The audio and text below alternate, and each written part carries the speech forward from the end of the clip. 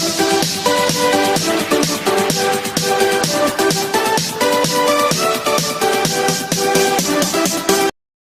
Students, कैसे हैं आप लोग? So now I am going to give the 15th April 2021 SSC CHSL questions. So without wasting any time, so let us move to the question.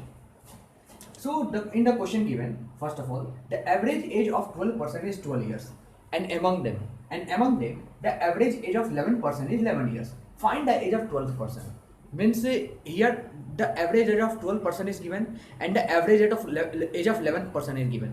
I have to find the age of 12%. What will be the age of 12%? So here average age of 12% is given. So let us take what I have to take. Just take 12% b as variable a. So a by 12 is 12. So a is equal to 144. Means you can say all the 12% age, sum of all the 12% age, it is what? ये क्या है? Sum of all 12% age. और ये है कितनी? 144. इतना आपको याद रखना. और दूसरा क्या दिया है? Among them the average age of 11% is 11 years. Means उसमें से 11 जितने भी 11% है उनका एवरेज एज 11 ईयर्स है. इसका ये मतलब है कि हमने ए माना है, अब हम सी मानते हैं 11% बी सी, राइट. और ये कितने हैं? 11% के C by 11 equal to 11. Means C is equal to 121 होंगे. Sum of age of 11%, it is 120. Okay, now it is sum of age of 12%, it is sum of age of 11%. So we can't find the 12% age. We can find do minus a minus c. So age of 12%, अच्छे से देखिएगा, age of 12% is equal to a minus c. जो 12% का total as, मतलब total 12% का as है, उसमें से अगर टोटल 11% का एज माइनस कर दे तो 12% का एज तो अपने आप आ जाएगा. सो यहाँ से मेरा आ जाएगा 144 minus 121. Answer will be 4134, 23. The 12% age will be 23 years, right? So इस तरह के क्वेश्चन ऐसे सॉल्व किए जाते हैं जिससे आसानी से हमें समझ में आए, राइट? चलिए ठीक है, हम नेक्स्ट क्वेश्चन देखते हैं. सो स्टूडेंट, ये क्वेश्चन देखिएगा, बहुत इंपॉर्टेंट क्वेश्चन है. इसमें दिया है x plus y equal to 5 and 1 by x plus 1 by y equal to 20/9. तो हमें x cube plus y cube मालूम करना है. तो सिंपल सी बात है, हम यहाँ पे क्या कर सकते हैं, x cube plus y cube को पहले हम इसको फॉर्मूले से तोड़ लेते हैं. एक्स प्लस वाई और x square minus x y plus y square, right. अच्छा, इसको हम क्या लिख सकते हैं? एक्स प्लस वाई, इसको लिख सकते हैं एक्स प्लस वाई का होल स्क्वायर माइनस 3x, ये लिख सकते हैं, क्योंकि हमको x प्लस वाई के टर्म में तोड़ना है और x y के टर्म में तोड़ना है. ऐसा क्यों? क्योंकि जब आप इसको सॉल्व करेंगे तो x plus y upon x y is equal to 20/9 आएगा. x प्लस वाई हमको मालूम है, यहाँ से 5 आता है, तो यहाँ से एक्स वाई की वैल्यू आ जाएगी 45/20, यानी 9/4 एक्स वाई की वैल्यू, राइट. अब हमें कुछ नहीं करना है, x प्लस वाई की वैल्यू 5 रखनी है, एक्स वाई की वैल्यू 9/4 रखनी है. यहीं से मेरा आंसर आ जाएगा. x प्लस वाई की वैल्यू यहाँ पे रखिए 5, तो यहाँ से आ जाएगा 5 इंटू 5 का स्क्वायर माइनस 3 इंटू 9/4, राइट. अब इसको थोड़ा सा यहाँ पे सॉल्व करिए, तो यहाँ से आ जाएगा 5 इंटू 25 माइनस 27/4. इसको और सॉल्व कीजिएगा, 5 इंटू 25 4 एलसीएम लीजिए, 25 इंटू 4 100 हो जाएगा, 100 माइनस 27/4. ठीक है, अब जरा इसको यहाँ पे सॉल्व कीजिए. अब इसको अगर आप यहाँ पे सॉल्व करते हैं, देखिए क्या आता है, 100 माइनस 27 क्या आ जाएगा? 100 माइनस 27 आ जाएगा आपका 3927, 73, राइट. पक्का 73 आएगा, कोई दिक्कत नहीं, नहीं कोई दिक्कत नहीं. 73 अपॉन 4 इंटू 5, ये आ जाएगा आपका 5 15 35 365 अपॉन 4. सो इसका आंसर आएगा 365 upon 4 x cube plus y cube का. ये नोट डाउन कर लीजिएगा, 365 अपॉन 4. सो इसको इस तरीके से सॉल्व करेंगे. चलिए नेक्स्ट क्वेश्चन देखते हैं. सो ये थर्ड क्वेश्चन करते हैं. इसमें लिखा है कि sum of rupees 12050 means 12,050 rupees is lent in two part at SI and CI at 10% per annum interest rate for 2 years such that both amount become equal. Find some lent on CI. 2 साल के लिए simple interest पे और compound interest पे 12050 के से 2 part में दिया गया पैसा. अब इसमें हमें मालूम करना है कि 2 साल बाद दोनों SI और CI इक्वल हो रहे हैं, तो CI पे दिया गया हुआ प्रिंसिपल मूलधन ये कितना हुआ, ठीक है, यही हमको मालूम करना है। तो सबसे पहले मान लेते हैं कि SI के लिए जो प्रिंसिपल दिया गया था, SI के लिए जो प्रिंसिपल दिया गया था वो लेट अस सपोज वो x दिया गया था ₹x, एंड CI के लिए जो दिया गया था वो प्रिंसिपल हम मानते हैं 12050 माइनस x, ठीक है, ये हम मान सकते हैं, बिल्कुल मान सकते हैं। अब 2 साल बाद SI CI हमको बराबर चाहिए, सो हम क्या कर सकते हैं, सबसे पहले हम क्या करेंगे, कुछ नहीं करेंगे, अमाउंट निकालते हैं, सबसे पहले CI के लिए अमाउंट निकालते हैं और उसको हम प्रिंसिपल के साथ एडिशन कर देंगे। अमाउंट क्या हो जाएगा 12050 minus x into 1 plus 10/100 into square 2 साल के लिए, ठीक है, और इसका एडिशन हम किसके साथ करेंगे, प्रिंसिपल के साथ माइनस x, ठीक है।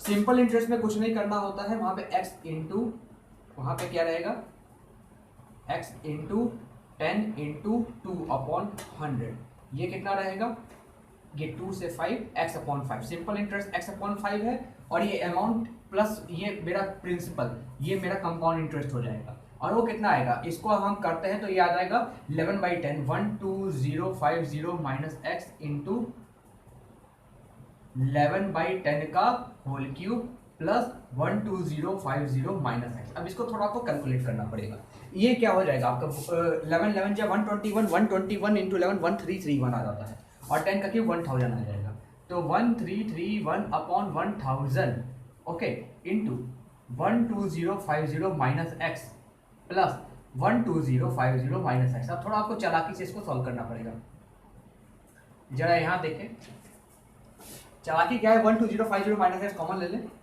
12050 माइनस x कॉमन आ जाएगा यहाँ पे, और फिर हम यहाँ पे 1331/1000 प्लस 1 कर देंगे तो ये आ जाएगा 2331/1000, राइट। सो अब हमें कुछ करना नहीं है, अब हमें सिर्फ मल्टीप्लाई करना है और इसको बराबर कर देना है, ये x/5 है, ये कंपाउंड इंटरेस्ट से x/5 के बराबर कर दें, जब अगर x/5 के बराबर कर देंगे 5 से 200 कट जाएगा, ये 200 उधर x आ जाएगा, तो यहाँ से आ जाएगा 12050 minus x into 2331 is equal to 200x। अब 2331x इधर ले आएंगे और 200 के साथ प्लस कर दीजिए, तो आ जाएगा आपका 200 प्लस करेंगे तो 2531x is equal to 12050 into 2331। अब यहाँ से x की वैल्यू आ जाएगी, x की वैल्यू शायद यहाँ पे जगह नहीं, थोड़ा मिटाना पड़ेगा मेरे को, ये सब आप शायद नोट कर लिए होंगे, तो इसको मैं मिटाता हूँ, चूंकि बोर्ड छोटा है तो इसी में मैं पढ़ा रहा हूँ। अब देख लीजिए यहाँ से x क्या आ जाएगा, x यहाँ से आ जाएगा 12050। कोई भी दिक्कत हो आप प्लीज रिवाइंड करके रख लीजिएगा, बैक करके रख लीजिएगा, सारी चीजें यहाँ पे अवेलेबल रहेंगी, इंटू 2331/2531। जस्ट आपको यहाँ पे कैलकुलेट करना है, x की वैल्यू आप यहाँ से कैलकुलेट कर लेंगे, और हमें क्या पूछा है, सम लेंथ ऑन CI, CI के लिए 12050 माइनस x था, तो 12050 माइनस x आप कर लीजिएगा, और आप मेरे को कमेंट सेक्शन में बताइएगा कितना आंसर आ रहा है। मैं चाहता हूं कि आप आंसर दें, हर समय मैं आंसर देता हूं, मैं चाहता हूं आप आंसर दें, क्योंकि ये पेपर आपके लिए हो रहा है और बहुत अच्छा पेपर है। ये सॉल्यूशन अगर आप 1 मिनट के अंदर कर लेते हो तो बेस्ट है, क्योंकि आपको टाइम कम मिलता है, राइट। चलिए ठीक है, नेक्स्ट क्वेश्चन देखते हैं, और इसका कमेंट सेक्शन में मेरे को आंसर चाहिए, राइट, आप कमेंट करोगे। चलिए ठीक है, नेक्स्ट क्वेश्चन देखते हैं। सो स्टूडेंट अब इस क्वेश्चन में देखते हैं, इस क्वेश्चन में क्या दिया है, in a circle with centre O। चलिए एक सर्किल बनाते हैं, सेंटर O है, कोई दिक्कत नहीं, सर्किल है, सेंटर O है। चलिए थोड़ा बड़ा बना देते हैं जिससे आपको और अच्छा से, ये है इसका centre O, right. AB is the diameter, AB एक डायमीटर है, लेट अस सपोज कोई भी पॉइंट है AB, it is the diameter of the circle, nothing wrong in this, कोई भी चीज गलत नहीं है। A point C on the circumference makes an angle CAB equal to 42 degree. कोई भी पॉइंट है सर्कमफरेंस में 42 डिग्री है तो 90 से कम ही बनेगा, तो यहाँ पे CAB की बात कर रहे हैं। तो लेट अस सपोज कोई भी पॉइंट है सर्कमफरेंस में C का, और यहाँ से ये एंगल जो है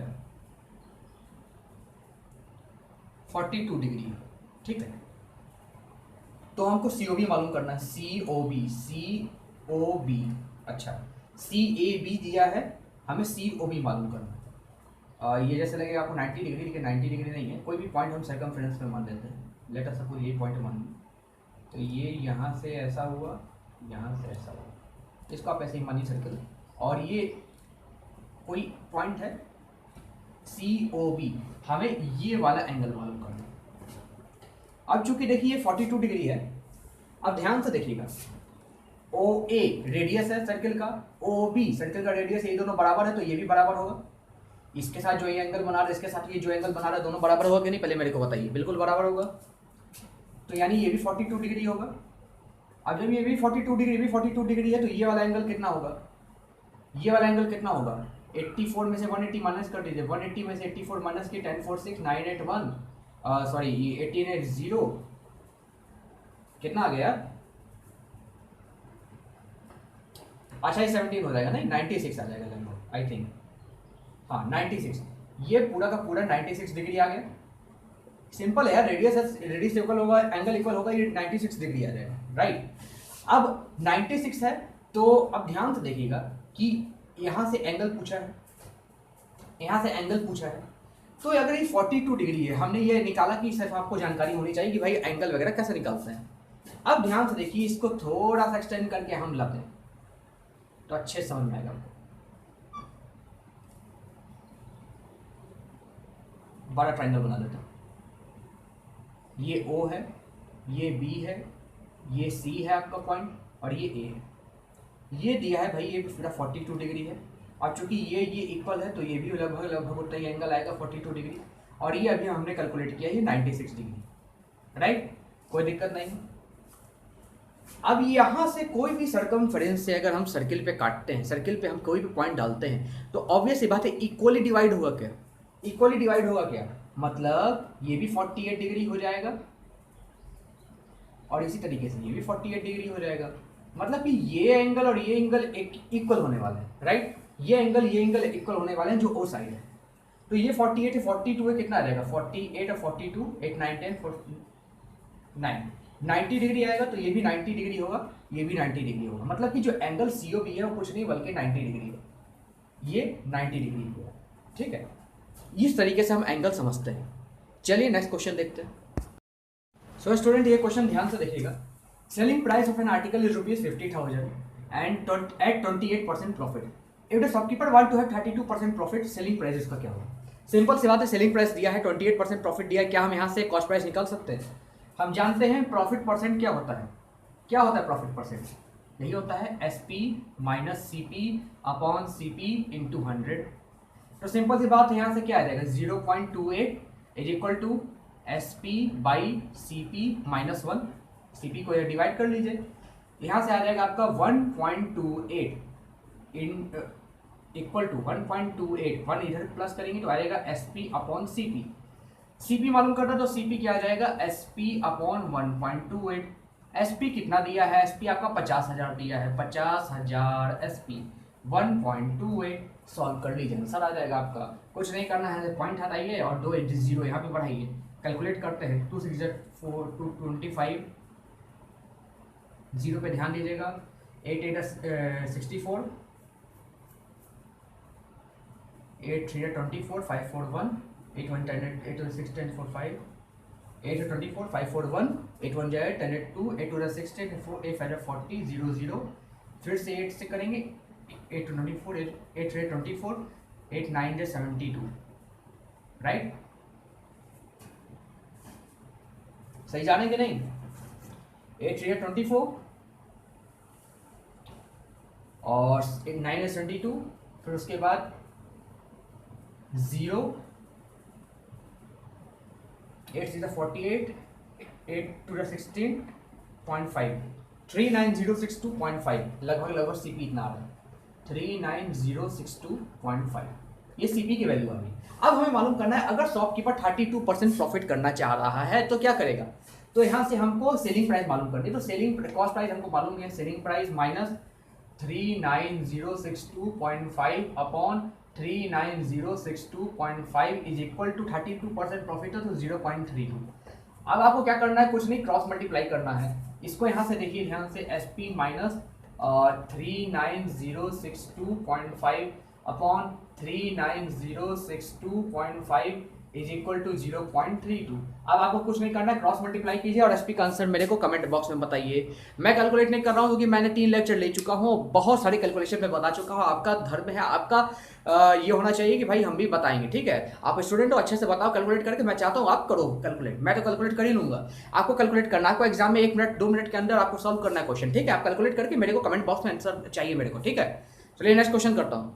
मैं वेस्ट नहीं करना चाहता टाइम, मैं ज़्यादा क्वेश्चन कराना चाहता हूँ, इसलिए मैं प्रोसेस बता देता हूँ। आपको आंसर कैलकुलेट करना तो आना चाहिए, ठीक है। चलिए कैलकुलेट करके मेरे को कमेंट बॉक्स में बताइएगा, ठीक है। चलिए नेक्स्ट क्वेश्चन देखते हैं। चलिए क्वेश्चन देखते हैं। इसमें दिया है cos x इक्वल टू 2/3 तो 2 sec square x plus 2 tan square x minus 6 कितना होगा। यहाँ पे हम कुछ नहीं करेंगे, बस खाली cos x यहाँ से PBH यानी परपेंडिकुलर बेस हाइपोटेनियस ये ड्रॉ करते हैं, वहीं से इसका वैल्यू आ जाएगा। cos x यानी बेस अपॉन हाइपोटेनियस 2/3, ये कितना आ जाएगा 9 - 4, तो ये आ जाएगा √5। और sec स्क्वायर एक्स कितना होगा, हाइपोटेनियस अपॉन बेस होता है तो 2 × 3/2 का होल स्क्वायर। इसी तरीके से 2 tan स्क्वायर एक्स यानी P/B परपेंडिकुलर अपॉन बेस होता है √5/2, √5/2 का होल स्क्वायर हो जाएगा, √5/2 का होल स्क्वायर हो जाएगा -6। सॉल्व कर लीजिए, 2 × 9/4 प्लस 2 × 5/4, √5 का स्क्वायर 5 होगा, 2 का स्क्वायर 4 होगा, -6, 2 × 2 = 4, 2 × 2 = 4। अब थोड़ा कैलकुलेट कर लीजिए यहाँ पे, 9/2 प्लस 5/2 -6, थोड़ा अच्छे से कैलकुलेट कर लीजिए। ये आ जाएगा 9 + 5, 12 सेम लेंगे तो यहाँ से आ जाएगा -12/2। थोड़ा सा और सॉल्व कर लीजिए, 14 - 12/2, ये आ जाएगा 2/2, आंसर आएगा 1। सो इस पूरे का आंसर मेरा 1 आ रहा है। सो इस तरीके से सॉल्व करना है, कुछ नहीं करना है। cos x का वैल्यू आप पता कर लीजिए, परपेंडिकुलर अपॉन आपका बेस अपॉन हाइपोटेनियस से cos x की वैल्यू वहाँ से मालूम चल जाएगी। परपेंडिकुलर आप √3 का स्क्वायर माइनस 2 का स्क्वायर करके यहाँ पे आप परपेंडिकुलर मालूम कर लीजिएगा। फिर यहाँ पे sec x की वैल्यू मालूम कर लीजिएगा, tan x की वैल्यू मालूम कर लीजिएगा। सो वैल्यू रख दीजिएगा, आंसर आ जाएगा। बहुत ईजी क्वेश्चन है, ठीक है। चलिए नेक्स्ट क्वेश्चन करते हैं। सो स्टूडेंट ये देखिएगा, निहायत ही आसान क्वेश्चन ये आया है SSC CHSL में कल के पेपर में, और वो ये आया है कि if 30 worker can complete a task in 16 days, then 20 worker will complete a task in, ये एक फॉर्मूला बेस्ड क्वेश्चन है जहां पे हम देखते हैं work into time is equal to work into time, ठीक है। यहाँ पे कितने वर्कर हैं, 30 वर्कर हैं, कितना टाइम ले रहे हैं 16 days। इसी तरीके से यहाँ पे कितने वर्कर है 20, ये कितना टाइम लेंगे यही मालूम करना है T2। यहाँ से T2 नहीं आ जाएगा, 16 × 30/20। अब यहाँ से 4 × 4 = 16, 4 × 5 = 20, 5 × 6 = 30, तो यहाँ से 24 डेज आ गया। मतलब कि जो 30 वर्कर 20 दिन में काम करते हैं, यही 20 वर्कर हो जाएंगे तो 24 दिन में काम करेंगे। तो इस तरीके से सॉल्व करना है, बहुत निहायत ही आसान क्वेश्चन आया था, याद रखिएगा। चलिए नेक्स्ट क्वेश्चन करते हैं। सो स्टूडेंट एक और बहुत निहायत ही आसान क्वेश्चन आए थे, ये बहुत निहायत ही आसान क्वेश्चन है, ध्यान से देखिएगा। 49a² + 25b² = 30 दिया है और ab की वैल्यू भी 1 दी है, तो हमें मालूम करना है 7a + 5b की वैल्यू क्या है।